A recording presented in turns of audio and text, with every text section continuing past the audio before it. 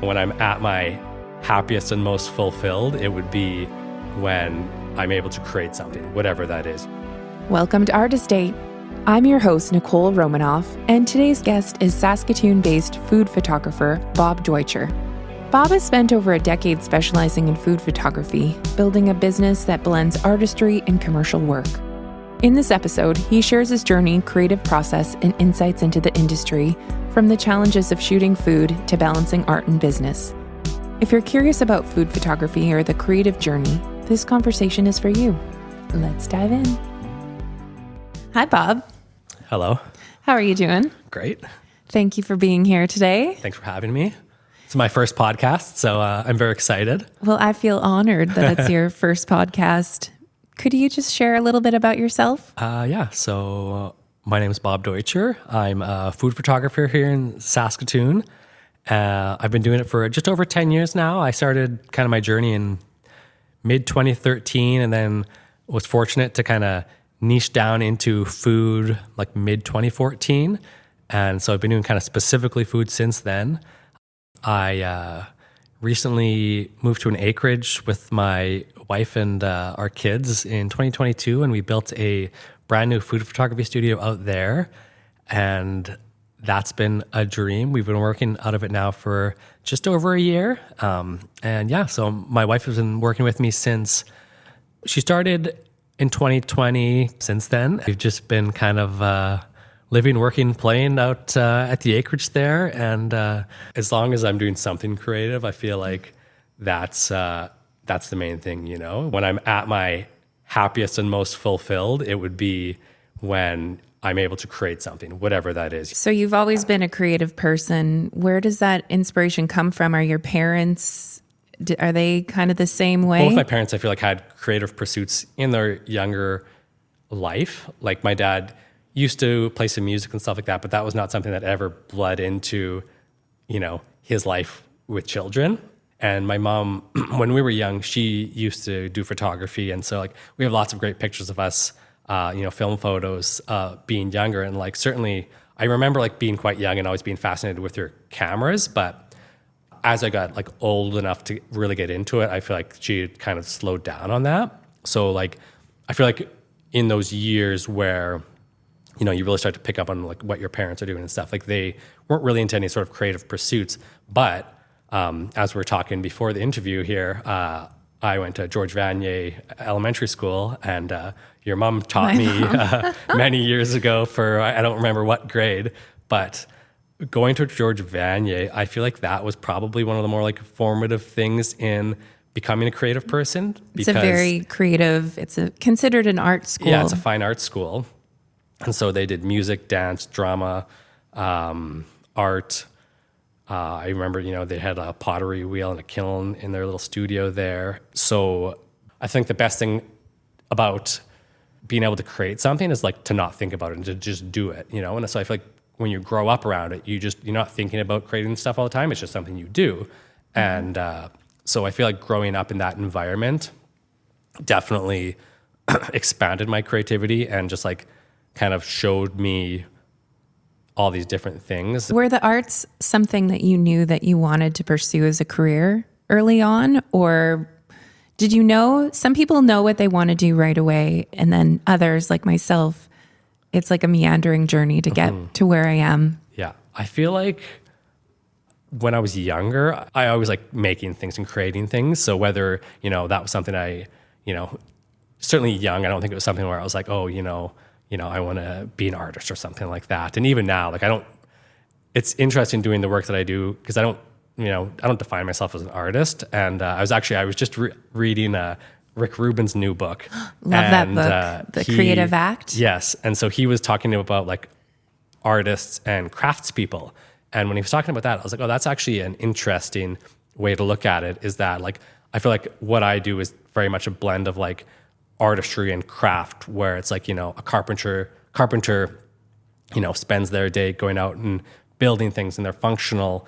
And sometimes it's just purely, you know, like structural or something like that. But other times there's very creative ways to do it, or do, you know, different, you know, levels of carpentry and stuff where you're building and creating these really beautiful things. Mm-hmm. But at the end of the day, it always serves a function. And so a lot of the creative work that I do now, it all serves a function. I don't spend a lot of time doing, personal projects or anything like that, which is definitely something, I like to do more of at some point. But a lot of the work that I do, there are creative and artistic aspects to everything, but like I don't define myself as an artist necessarily. Do you find there's a block for you? Like, do you think, what is it that, because you are an artist, like everything that you do is very artistic. And, for sure. But do you find that there's something holding you back from giving yourself that title? I don't know. I just don't know if it's... it doesn't feel right? To me, a true artist is someone who is creating something fully out of their own desire, and, whether selling that or not, would be up to them. But I feel like, true art is when you're doing something purely for you and, presenting that to the world or whatever. I mean, I guess, to be an artist, you don't need to present it to anybody. You can do it for yourself. But, doing stuff purely for yourself, I feel like is, the truest form of artistry. And so, I certainly believe that I'm an artist in many ways, but I don't really like classify myself as that day to day. I'm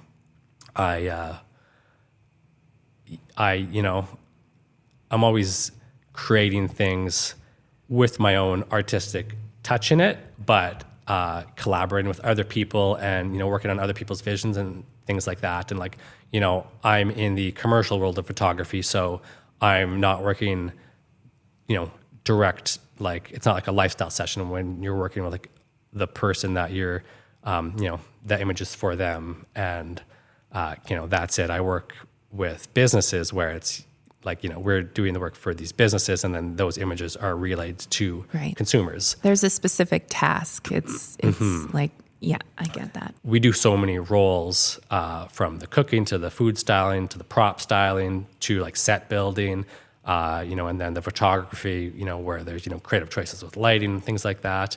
But I've always really enjoyed delivering somebody's vision. So it's like, okay, here's the mood board, here's our request, this is what we're after. Can you do that? And it's like, it's almost a challenge. I love that as well, because I love the collaboration aspect, and I love trying to, like, you're being hired as a commercial photographer because of the work that they've already seen. They're like, okay, you're capable of this. We know that you can deliver. Yeah. Don't you find that there's certain clients that you get, especially as a commercial photographer, where they really push you almost to the point where you're like, I don't think I'm capable of doing this. And then once you kind of break through that and accomplish that goal, you're like, you've reached this whole new level. Have you ever had a client in particular? Is there one that stands out? For sure. I mean, I feel like that's kind of describes my whole career, particularly being self-taught, is, basically saying yes and figuring it out later, being like, oh, can you do this? Sure. Yeah. And then, figuring it out, and that's how I've learned. And like, it's interesting, like working with a client like Co-op, the first project I did with them, I didn't even have a meeting with them or anything before doing the project. It was something that I was working with Dale McKay, who I was, doing photo work for him in all of his restaurants. And then he was working on this partnership to do recipes and kind of be the face of this new kind of Co-op food brand that they were looking to promote, and putting up recipes and stuff like that, and having Dale kind of be the face of that. And so when he started working with Co-op, he was like, I've got a guy that does all my photos. Like, I would like, to do the stuff with him, because we have a great working relationship and things like that. And at that time, Co-op didn't have anybody locally to do their photography. And so, and they were also in this transition period of trying to kind of revamp their imagery and, put better, more original work out, opposed to just using like stock images and things like that. And so it was certainly a good mix of, being in the right place at the right time and, knowing the right people. I feel like as any successful business is, I feel like, it's all about things aligning.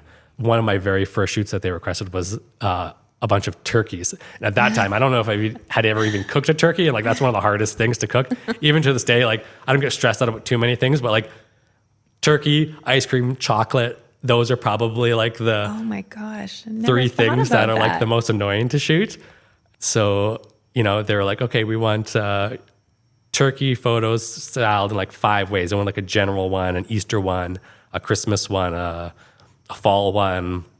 You know, I was like, you're kind of just like smiling and nodding and be like, yeah, sure. Like, yeah, let's do that. And being like, yeah, you know, okay. Yeah. And then, you know, figuring it out. And, you know, if I look back at those photos, they still use those photos. And sometimes I see them pop up and I was like, we should really reshoot those. But I've shot a lot of turkeys recently for them over the last couple of years, which they've now been kind of using those more and more.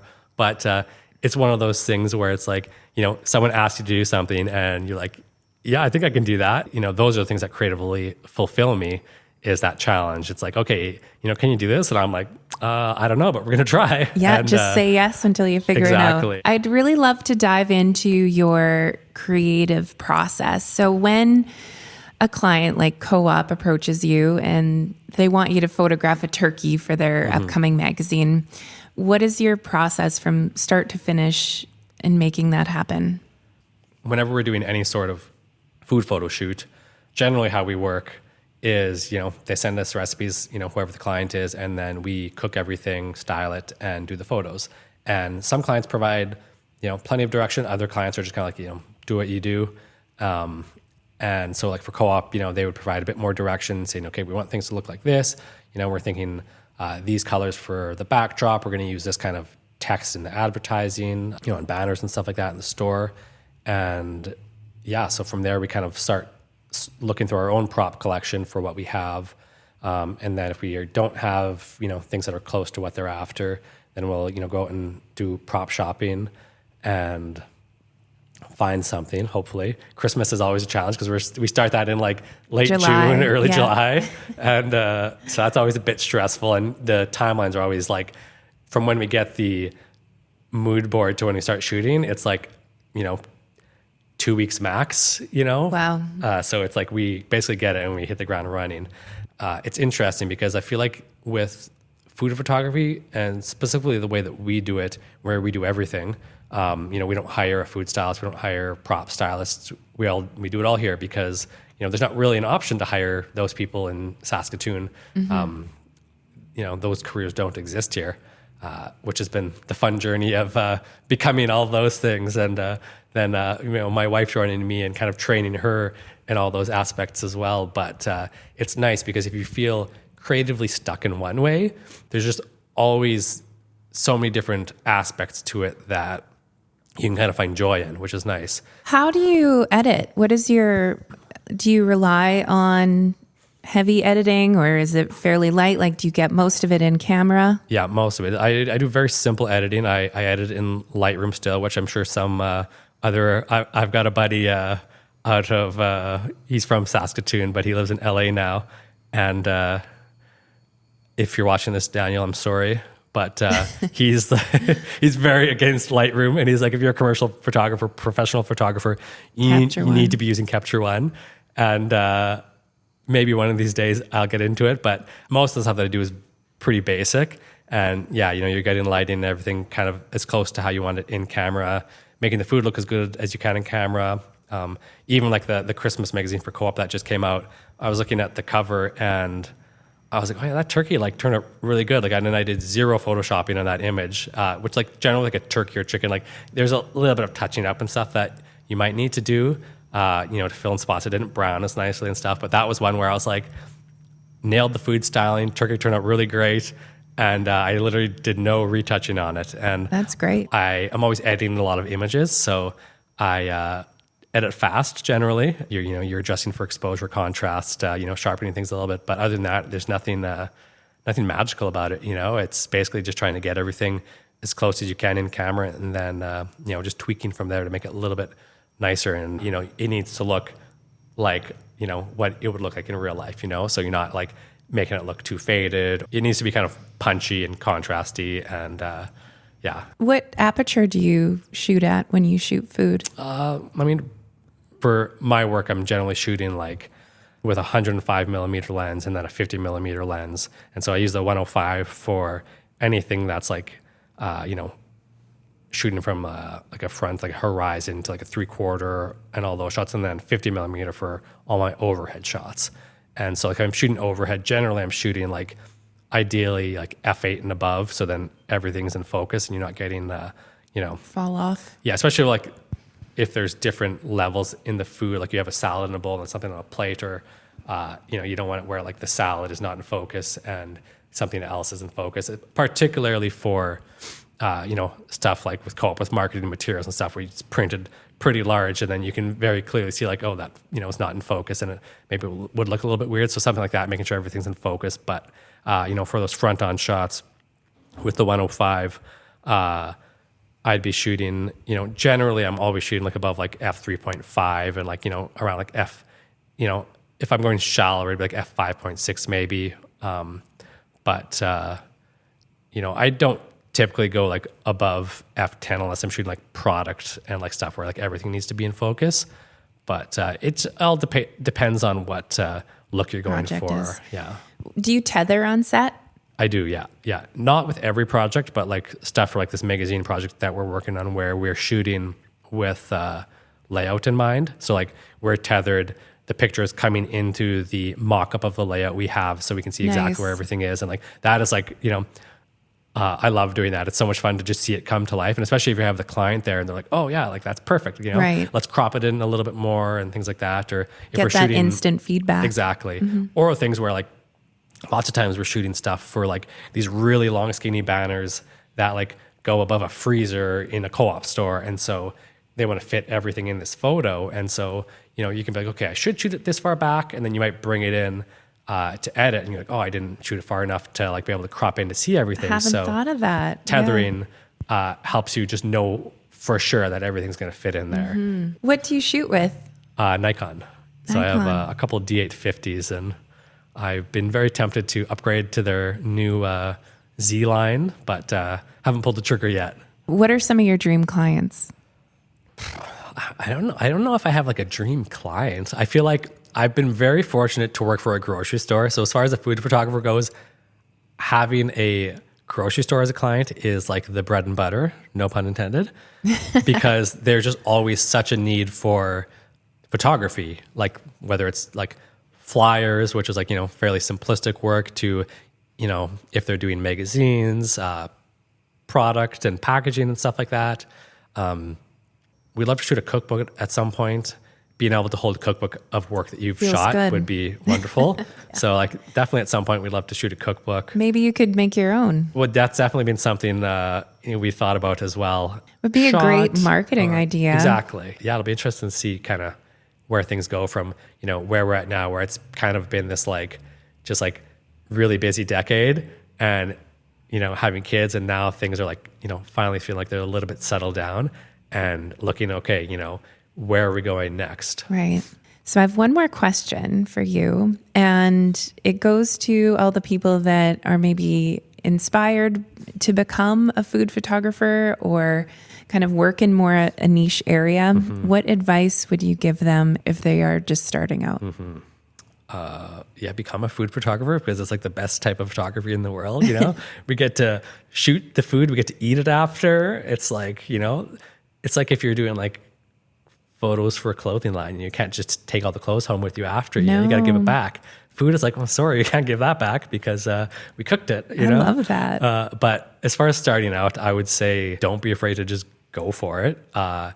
Particularly if you're in a position in life where you have, not a lot of responsibilities. Like if you don't have a family and kids and things like that, and if it's just you, like, do your best to go for it. Or like, if you don't have the money to take some time off to try and start something up, work your evenings, like spend all your extra time dedicated to what you want to do. And like, working hard, and also, taking your ego out of it, where I've, been fortunate to work on a lot of projects that, certainly fulfill me creatively, but they're still, it's working for somebody else's vision. And, I enjoy that. But sometimes I think some people get stuck on delivering somebody else's vision if they don't agree with it. And like, there's certainly lots of stuff that we shoot where I'm like, I wouldn't go that route, but I still enjoy doing it and trying to create that for my clients because I